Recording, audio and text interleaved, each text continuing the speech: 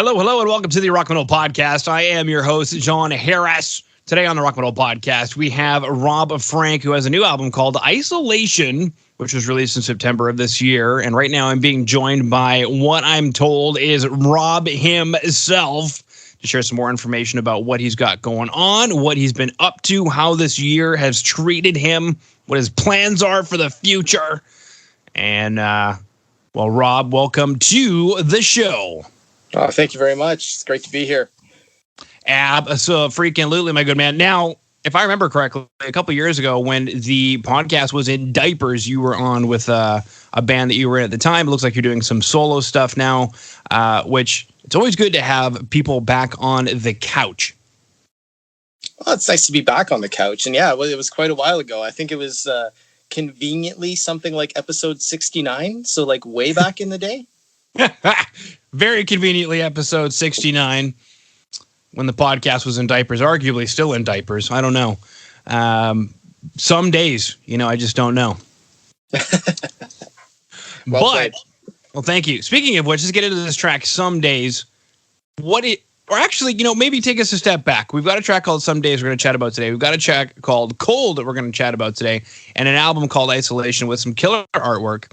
So it almost seems like because the record is called Isolation, we've got a track called Some Days, we've got a track called Cold. Is this engineered to chat about how this year has gone, or is this a complete, where things happen by chance? It didn't start that way, but towards like the middle and the end, I kind of tweaked the project to be a little more fitting with what's kind of been going on right now. It started out just to get back to doing my own solo stuff and working on something that was mine and getting back to my own process. And then, 2020 happened and kind of took everybody's life on a left turn. And that sort of crept its way into the process of some of these songs. And the more and more I got into it, the more and more it just kind of made sense to sort of unify it and have it align with everything that was going on. And I kind of feel that it didn't start that way, but that's how it ended up. And it wasn't really intentional, but near the end, it was kind of like trying to unify it in a cohesive way that sort of went together with what everything that we're dealing with right now is. Mm-hmm. Now, I guess my next question then is, you mentioned you're getting back into working on your solo stuff, and then 2020 happened and you kind of morphed and shaped the album to fit with what was going on. So were you going to be sitting down to write this album this year anyway? Yeah. I was going to be doing some solo material this year anyway. The band project that I'm part of, obviously with, first of all, the social distancing and everything else, it took that right off the board. And we weren't in a position where we were doing anything anyway. So I had some time. And I'm like, okay, well, it's time to get back to my stuff. And that was sort of the nucleus of, okay, let's get this going. And well, then it was like, okay, how do I do this during a pandemic? How do I do this by myself? How do I do this without much help? And kind of building from there. Okay, that brings up quite a few questions. Number one, you had some time to get back to your stuff. What was that process like? How different is it sitting down to work on your own material where the only roadblock is you versus being in a band situation where, I don't know, maybe the bass player is the roadblock or the drummer is the roadblock or his 3 girlfriends are the roadblock or whatever? It's different in that you have to be very critical of what you're doing. You have to be very picky. There's nobody running other ideas by you or how about this? So you kind of got to challenge yourself to try different things. In like the band setting, Drew and I run ideas off of each other all the time. We're good sounding board for one another. I think this would work. I think that would work. How about trying this? How about trying that? And I didn't have that with what I was working on.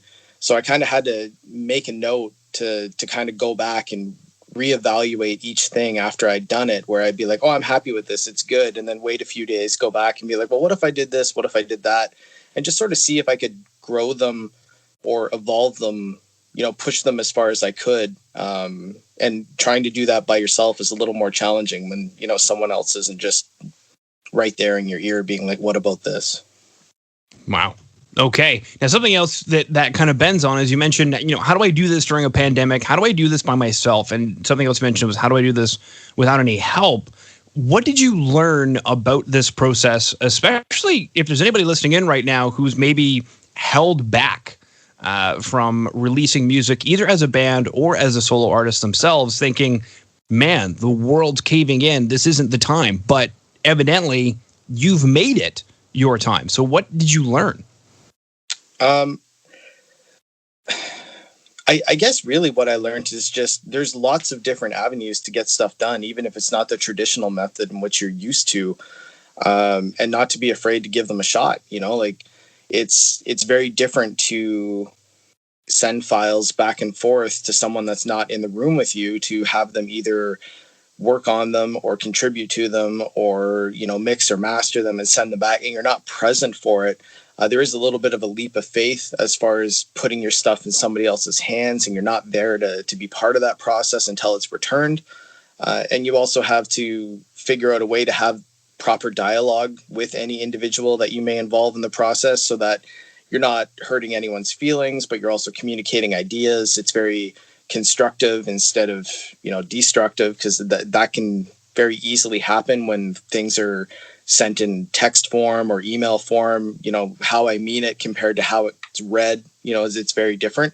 So it's being mindful of some of those things, but also just not being afraid to try them. Like, you're not going to be in a studio right now. You're not going to have 5 or 6 people in there. You're not going to have round table discussions in real time. And at the same time, you have a lot of time because of the pandemic to actually sit down and get some work done. So what are you going to do with it? Is it either going to hinder you and hold you back, or are you going to find a way to be productive with it? And I just decided that I was going to find a way to make it work. Boom. All right. Okay. That's all right. I'll edit that out then. All right. Boomed and nothing happened. But anyway, you mentioned sitting down and getting some work done. So let's talk about that work. Let's talk about Some Days, which of course comes fittingly with a lyric video. Now, my first question is, off of all of the tracks on this album, how come Some Days got the lyric video? Why did we need to know these lyrics specifically? Some Days got the lyric video because it's the single. Lyrically, I just think it kind of had a lot to do with what's going on right now. I think we've talked in the past where I do try and go out of my way to let people take the lyrics however they connect to them, and whatever it means to you is what the song's about. But I don't really know if you can kind of hide what those songs are about the way the world is right now. It's pretty self-explanatory. So, Some Days deals a lot with confusion, deals a lot with monotony, deals a lot with frustration. And I thought that not only was it an upbeat sort of rocking song, it served as a single, and I thought the lyrics were strong enough that it deserved the lyric video as well. Okay. You mentioned it's the single. There's some confusion. There's some monotony. I think everybody can definitely identify with those feelings, especially right about now. It is a banger. Is that why it was a single? I just think it really just sort of covered a whole lot. It had a good intro. It's upbeat. It's, lyrically, it has a message. The ending's got a little bit of a twist to it. I liked where it went. I liked the hook. And I just thought that for the first song that I put out as myself in a long time, that it was a good representation of what I was trying to do. Mm-hmm. Perfect. Now, speaking of a good representation of what you wanted to do, let's chat about Cold. Now, out of all the tracks on the album, obviously Some Days, a single, it's a banger. I get it. Why Cold to chat about today? Contrast, really. Like this, Some Days starts the EP, Cold finishes the EP. Different contrasts in sound and tone. Cold has kind of like that, like, why am I still banging my head against the wall, dealing with this kind of stuff, vibe to it, but also there's a bit of hope in there too. I do like the melody. I think the guitar solo is killer. I was able to have the help of a long-standing friend of mine, Matt Doherty, again through sending stuff back and forth. And, he contributed a great guitar solo to that song, and I'm very grateful for that. He played some guitar on some days as well. He was very integrated into what I was doing, but it was remote, and that was a different process. But I just thought the song was a nice contrast to Some Days, and I thought it made a good starting and a good ending to the album. Mm-hmm. You mentioned Matt was active a little bit here on the record. How did Matt get involved? Well, I've known Matt forever, and I just don't remember a time where I didn't know Matt. So we were both into music growing up. We were both into music forever, and we'd always run ideas by each other. If he was in a band that was active, I would be like, well, what do you think of this? What do you think of this? What do you think of that? And then when it's my turn and I had something going, he's the first person I'd go to with like, what do you think of this? And we're just always part of whatever each other was doing when it came to music. So having the opportunity to have him contribute, he's super talented. It was just kind of a no-brainer, and he had the ability to do it, and he was happy to do it, and I'm very grateful that he did. Yeah. Now, you mentioned he was working remotely with you. You mentioned previously, usually having a roundtable discussion, a bunch of guys together in the studio shooting ideas off of each other. What was it like working with Matt in isolation? It's easier because it's him, and because I have like a previous work history with him where we kind of understand what each other's looking for in a musical piece. So that did help, but it is very, I don't know, you kind of feel like you're being asked to look at something, but the lights are off, or you're being asked to move something, but you got like one hand tied behind your back. You got to find a different way to communicate. And you're just not there. Like, he would do some work and he'd send it to me, and then I'd be like, well, that's kind of what I heard in my head, but not really. And you send it back, and then you just kind of go through that process where maybe if you were just together 2 minutes in front of a computer, it'd be like, oh, okay, and it's done. So it's a different structure. It took a little bit to kind of figure out, but it was a lot easier considering it was somebody that had a pretty good idea of what I was looking for musically anyway. Mm-hmm. Perfect. Now, we've chatted quite a bit about the pandemic situation. It has been a blessing in disguise for some bands. It's definitely wrecked some serious plans in other cases. Generally speaking, I get the vibe that whether it was a blessing in disguise or not, you definitely turned it into a more positive situation for yourself. But I guess take us through this year. How has the COVID-19 thing affected your work as a solo artist? And with regard to that, releasing an album, usually you'd be playing shows, making some kind of a tour, doing something physically in the real world to promote the record. How has this whole thing changed for you? You're right. Like I'd probably be out trying to play and doing the regular routine, and that's just not really much of a viable option right now. So, I've kind of leaned into the online options, and, as far as promoting the album, it's, where can I get a review done? Who's willing to give it a spin? Is there any podcasts that I could do? Is there any interviews I could give? I'll have another lyric video coming out for one of the songs in November.